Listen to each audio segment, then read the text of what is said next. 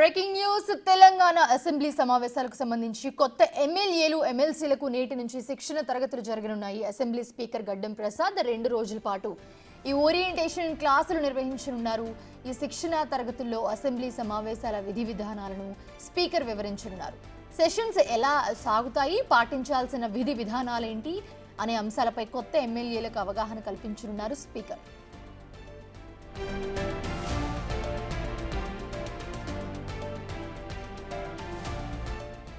సభలో శాసనసభ సభ్యులు వ్యవహరించే తీరుపై కొత్తగా ఎన్నికైన సభ్యులకు సభాపతి దిశానిర్దేశం చేయనున్నారు. సభ మర్యాదను, సాంప్రదాయాలను కొత్తగా ఎన్నికైన ఎమ్మెల్యేలకు వివరించనున్నారు. సభలో వాయిదా తీర్మానాలు, షార్ట్ నోటీస్, క్వశ్చన్ అవర్, అలాగే షార్ట్ డిస్కషన్, 344 రూల్ వంటి అంశాలపై శిక్షణ తరగతులు జరగనున్నాయి.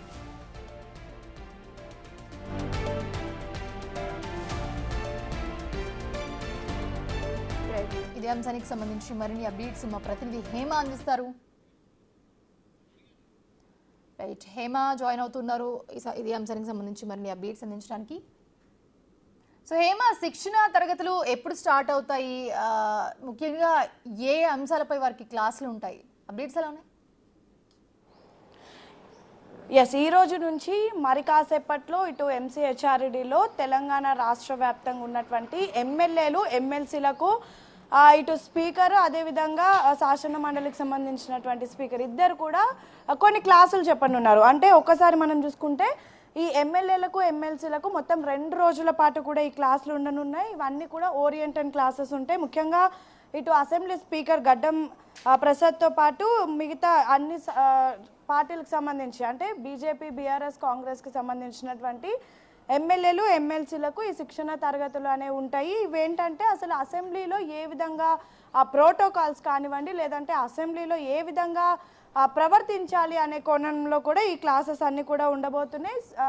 ఎంసీహెచ్ఆర్డీలు ఉన్నటువంటి ఆ కాన్ఫరెన్స్ హాల్లో మరి కాసేపట్లో, అంటే 10 నుంచి 11 గంటల సమయంలో ప్రారంభం కానున్నాయి. ముఖ్యంగా అసెంబ్లీ సమావేశాల్లో, అదేవిధంగా అసెంబ్లీ సమావేశాలకి సంబంధించినటువంటి విధి విధానాలు ఏవైతే ఉంటాయో వాటన్నిటిపైన కూడా క్లాసులు ఇవ్వనున్నారు. యాక్చువల్లీ ఎన్నో ఏళ్ల నుంచి ఒక్కొక్కరు 3 టర్మ్స్ 4 టర్మ్స్ ఎమ్మెల్యేలుగా ఎమ్మెల్సీలుగా ఉన్నటువంటి వాళ్ళు కూడా ఉంటారు. కానీ కొంతమంది ఎవరైతే కొత్తగా వచ్చినటువంటి వాళ్ళకు ఇప్పుడు జరుగుతున్నటువంటి క్లాసెస్ అనేవి చాలా కీలకమనే చెప్పుకోవచ్చు.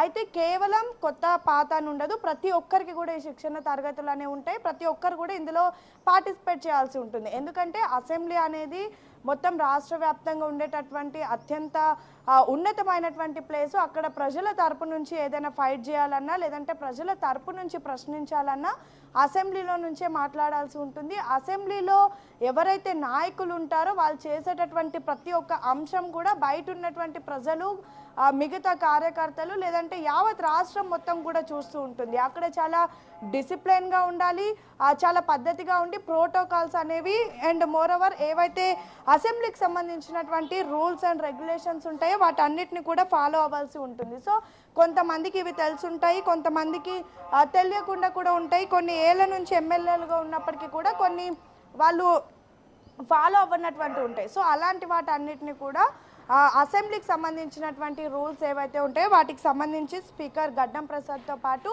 మిగతా కొంతమంది సంబంధించినటువంటి వాళ్ళు శిక్షణ తరగతులు కూడా అందిస్తారు. ఇక ముఖ్యంగా సభ జరిగినప్పుడు, సభ మొదలయ్యేటప్పుడు, సభ ముగిసిన తర్వాత ఏ విధంగా ప్రవర్తించాలి, ఏ విధంగా వ్యవహరించాలి అనే క్లాసులు ఉంటాయి.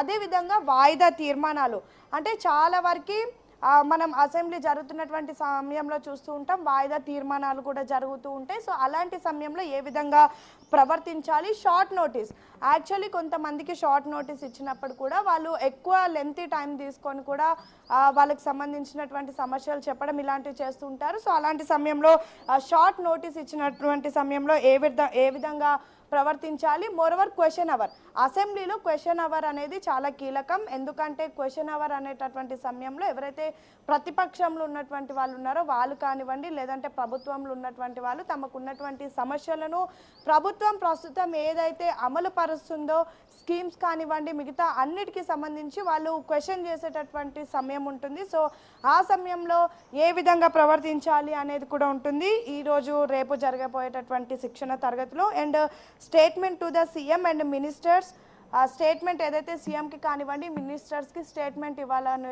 అనుకుంటారో ఉన్నటువంటి ఎమ్మెల్యేలు కానివ్వండి ఎమ్మెల్సీలు వాటికి సంబంధించి ఏ విధంగా ప్రాసెస్ ఫాలో అవ్వాలి, ఏ విధంగా ప్రోటోకాల్స్ ఫాలో అవ్వాలి, దానికి సంబంధించినటువంటి ఫార్మాట్ ఏ విధంగా ఉంటుంది అని కూడా చూస్తారు. ఇక హాఫ్ అన్ అవర్ డిస్కషన్తో పాటు అసెంబ్లీ రూల్కి సంబంధించి 344 రూల్కి సంబంధించి కూడా అత్యవసర చర్చకు సంబంధించి రైట్ ఏదైతే దృష్టిలో పెట్టుకొని ఈ రోజు రేపు ఎంసీహెచ్ఆర్డీలో అయితే క్లాసులు అయితే జరుగుతాయి. హేమ, ఇంకొక విషయం ఇక్కడ 344 రూల్ ఏదైతే ఉందో ఈ అంశానికి సంబంధించి కూడా శిక్షణ తరగతులు ఉంటాయి. సో ఎమ్మెల్యేలు ఎమ్మెల్సీలు అందరూ కూడా చాలా పగడ్బందీగా దీనికి ప్రిపేర్ అయ్యి రావాలి. సో ఏదైతే సభలో జరిగే తీరు అండ్ అలాగే సభలో ఎలా ఉండాలి దాని విధి విధానాలన్నీ కూడా స్పీకర్ వివరించనున్నారు. సో వీళ్ళ వైపు నుంచి ఎలా ఉండబోతుంది?